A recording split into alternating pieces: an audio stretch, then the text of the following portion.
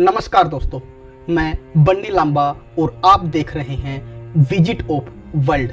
आपने अक्सर फिल्मों में, कहानियों में या फिर वेब सीरीज में अक्सर देखा होगा कि कुछ लोग आते हैं और लोगों के साथ मारपीट करते हैं।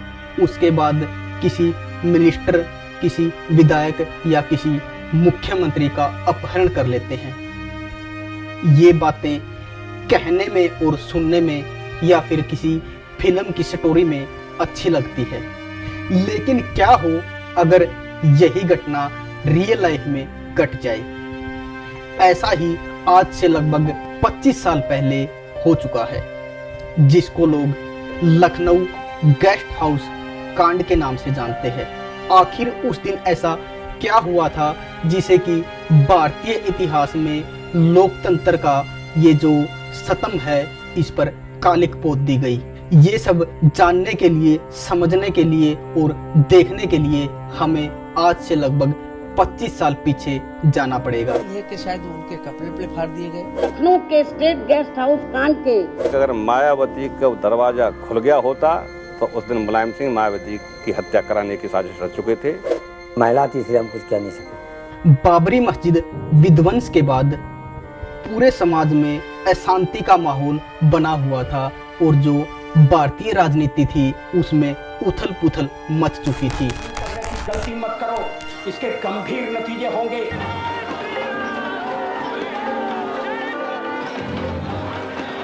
What happened in Ayodhya on December 6th? Analysis of the incident at Ayodhya. एक तरफ हिंदुत्व की जो विचारधारा थी वो पनप रही थी, तो दूसरी ओर जो राजनीतिक पार्टियां थी वो इस विचारधारा के खिलाफ अपने आप को मजबूती से पेश कर रही थी। बाबरी मस्जिद विध्वंस के बाद तत्कालीन मुख्यमंत्री कल्याण सिंह की जो सरकार थी उसको बर्खास्त कर दिया जाता है। उसके बाद समाजवादी पार्टी और बहुजन समाज पार्टी अपना गठबंधन करती है और चुनावी मैदान में उतरती है। 1939 के विधानसभा चुनाव में मुलायम की समाजवादी पार्टी को 109 सीटें मिलती हैं और बहुजन समाज पार्टी को 67 सीटें मिलती है। समाजवादी पार्टी बहुजन समाज पार्टी के साथ मिलकर अपनी सरकार बनाती है और मुलायम सिंह को मुख्यमंत्री बना दिया जाता है। जो राजनीतिक विशेषज्ञ है वो पहले से ही ये कयास लगा रहे थे कि ये गठबंधन ज्यादा दिन तक नहीं चलने वाला। लगभग 2 साल बीत जाने के बाद 1995 में बहुजन समाज पार्टी के संस्थापक कांसीराम समाजवादी पार्टी से अपना समर्थन वापस लेने का मन बना लेते हैं। इसकी बनक समाजवादी पार्टी के जो प्रमुख थे मुलायम सिंह यादव, उनको भी लग जाती है। उनको पता चलता है कि बहुजन समाज पार्टी अंदर ही अंदर बीजेपी के साथ मिलकर सरकार बनाने की सोच रही है।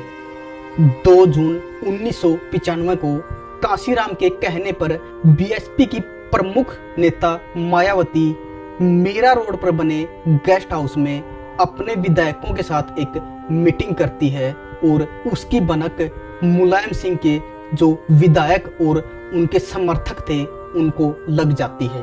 कुछ ही देर में 200 से 300 लोगों की भीड़ उस गेस्ट हाउस पर हमला कर देती है और उनमें से 5 विधायकों का अपहरण कर सीधे मुलायम के दरबार में पेश कर देते हैं।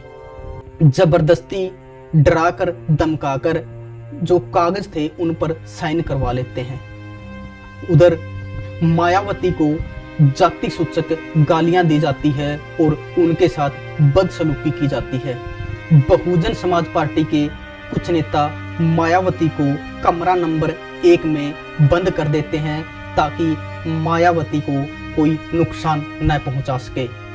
लेकिन भीड़ इतनी उग्र हो चुकी थी कि वो गेट को तोड़ने पर आतुर हो चुकी थी। जो चश्मदीद है वो ये बताते हैं कि वहां के जो एसपी थे वो सिगरेट फूंकते रहे बजाय मायावती को बचाने के। इसकी बनक लखनऊ के डीएम को लगती है और डीएम अपनी पूरी फोर्स के साथ मौके पर पहुंच जाते हैं। उससे पहले वहां पर 2 ऐसे अधिकारी थे जो मायावती को बचाने के लिए पुरजोर कोशिश कर रहे थे। उनमें से एक जो वीआईपी सुरक्षा के एसएचओ थे और दूसरे जो एरिया जिसमें वो गेस्ट हाउस बना हुआ था वहां के एसएचओ मायावती को बचाने के लिए पुरजोर कोशिश कर रहे थे। थोड़ी देर के बाद उत्तर प्रदेश के जो गवर्नर थे उनको इस बात का पता चलता है और वो अपनी शक्तियों का प्रयोग करते हुए वहां पर पूरी फोर्स लगा देते हैं। स्थिति को संभालते संभालते लगभग रात के 11 बज जाते हैं। जानकार बताते हैं कि बीजेपी के ही एक कद्दावर नेता ब्रह्मदत्त द्विवेदी, जब उनको ये पता चलता है कि मायावती पर कुछ लोगों ने हमला कर दिया, वो तुरंत वहां पर आते हैं और एक लाठी उठाते हैं। जो उपद्रवी थे उनके साथ मुकाबला करते हैं। ऐसा माना जाता है कि अगर ब्रह्मदत्त द्विवेदी, 2 एसएचओ और कुछ पत्रकार अगर मायावती को बचाने के लिए आगे नहीं आते तो शायद उस दिन मायावती की हत्या कर दी जाती।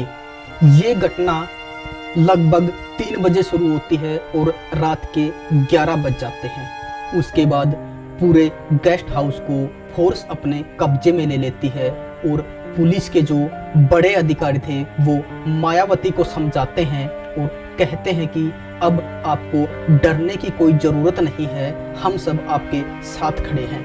उसके बाद मायावती गेट खोलती है और वो बहुत गुस्से में होती है।